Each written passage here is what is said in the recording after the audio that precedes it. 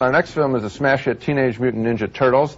It's the top grossing movie in the country right now, as you may know, and its success obviously has to do with the popularity of the TV cartoon show on which it is based, and with the utter lack of children's films. There isn't a whole lot on the screen to recommend this movie, however, which is basically a brainless action picture mixed with music video sequences. In the movie, the four crime-fighting turtles are turned into erect, human-sized creatures after they've been doused with a toxic waste. Their guru is a giant rat. I know it is hard for you here. Good. Underground. Yeah, okay. I want a large, thick crust with double cheese, ham, pepperoni. Lots of jokes involve the turtles' love of pizza, which enables the filmmakers to insert not too subtle advertising plugs for a nationwide pizza delivery chain. Just slip it down here.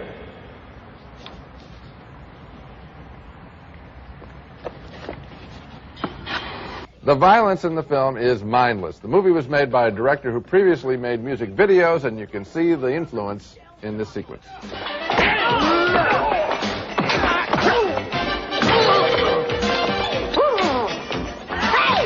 Wait for me! God, I love being a turtle!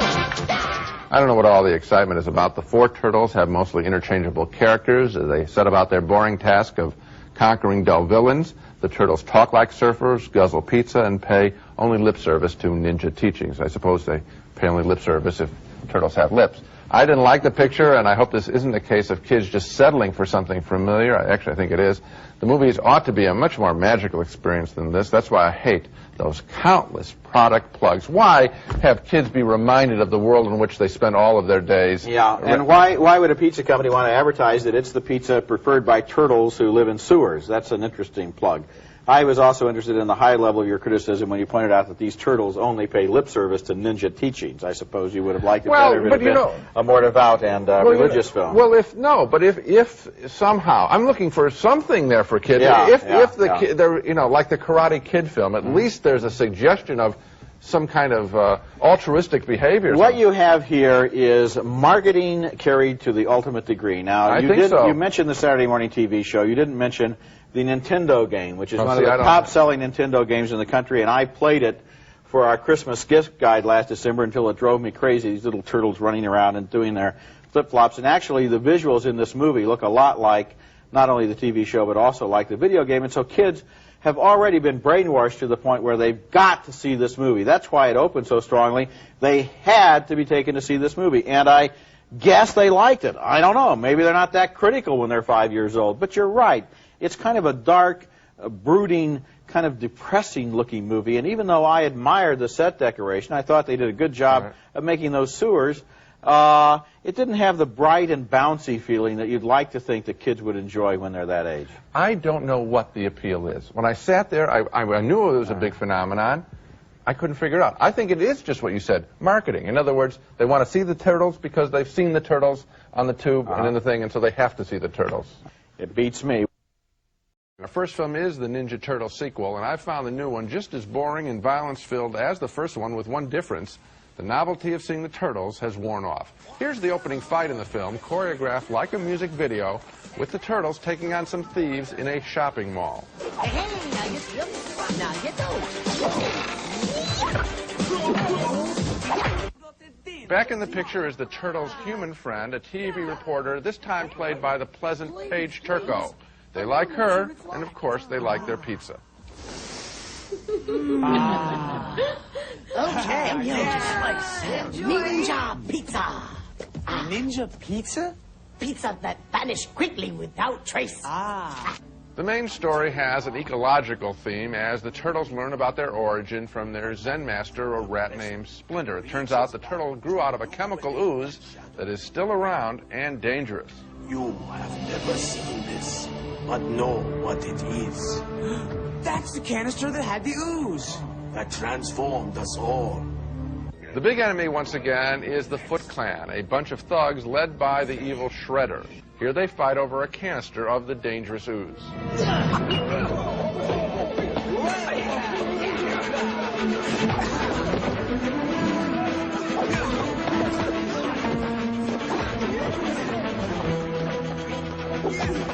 And Shredder's plan is to create some monsters using the ooze that'll help him take over the world. Now, this picture wouldn't be worth so much scrutiny if the series wasn't such a big hit.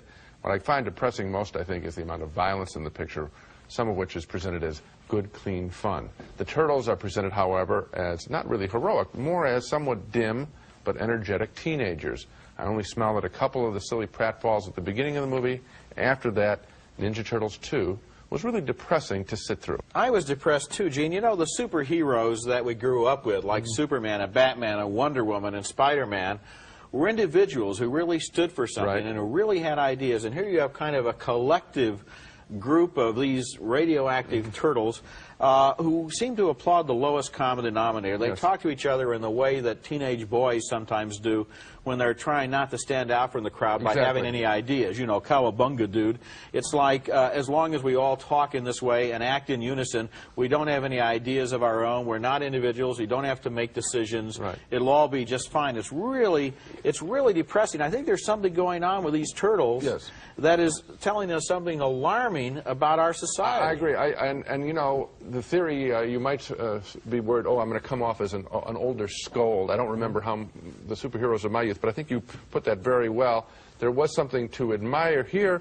I think it is. If we're all stupid, if we all act dumb, if we all kick mindlessly, and if violence is the answer, then it's safe. Nobody declaring them, no one really putting themselves out as in a risky situation as a group or as an individual. Yeah, these guys, these turtles are named after Renaissance artists. They don't have, between the four of them, an idea worthy of any one of those names.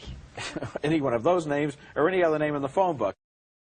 Next movie in our next film is Teenage Mutant Ninja Turtles 3, which is not much better and not much worse than the other two Turtle movies and will fulfill a need, I guess, if you are a Teenage Mutant Ninja Turtle fan, which up until this point I have not become. The movie opens as a girl reporter, Paige Turco, the long-suffering best pal of the Turtles, rubs a magic lamp from ancient Japan and suddenly finds herself changing places with a feudal prince.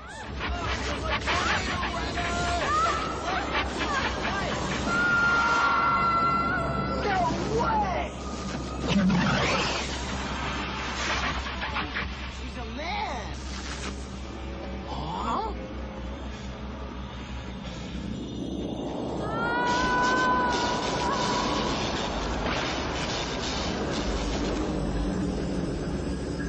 The Turtles make the same journey back in time to help their friend and find that a lifetime spent eating pizza in the sewers of New York has somehow prepared them for medieval Japanese warfare.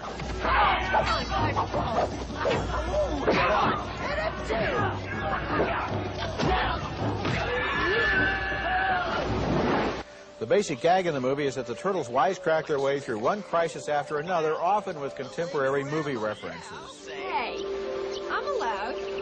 I'm on vacation. Right. Oh, absolutely. Shwing. Now, I have received letters, by the way, from people who can tell one of the Turtles from another and know their names and their distinctive personality traits. I've studied the letters, but they still look like identical Turtles to me, and they all talk the same. I sat through Teenage Mutant Ninja Turtles 3, I smiled once or twice, and I left. I know there are a lot of Turtle fans, and I hope that they will enjoy this movie more than I did. And my wish for them is that when they grow up, their movie tastes grow up right along with them. Yeah, I think, you know, they are, you're going to get more letters because they are color-coded. Yeah, I know and that. They do that. And, but really, the big headline here is that it's a very boring film. Yeah. The villains are not interesting, and frankly, the villains were more interesting in the first Turtle film. We felt that they were really fighting against something. Here, it's just stock movie characters. They don't develop the villains at all, make them threatening in any interesting way. They've taken the edges off the film.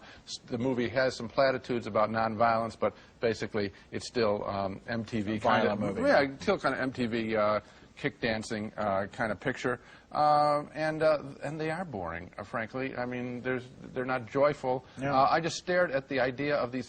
While I was watching the picture, I just kept thinking of these guys inside these rubber outfits. That's the whole thing I was thinking about. Another thing I thought is how, I mean, given the idea of Teenage Mutant Ninja Turtles, given that idea, why couldn't you do something interesting with them other than have them wisecrack and kick a lot of people? Yeah. I mean, the wisecracks. What would a real Ninja Turtle be like? Okay, the wisecracks are a sign of desperation. They're just cannibalizing other movies.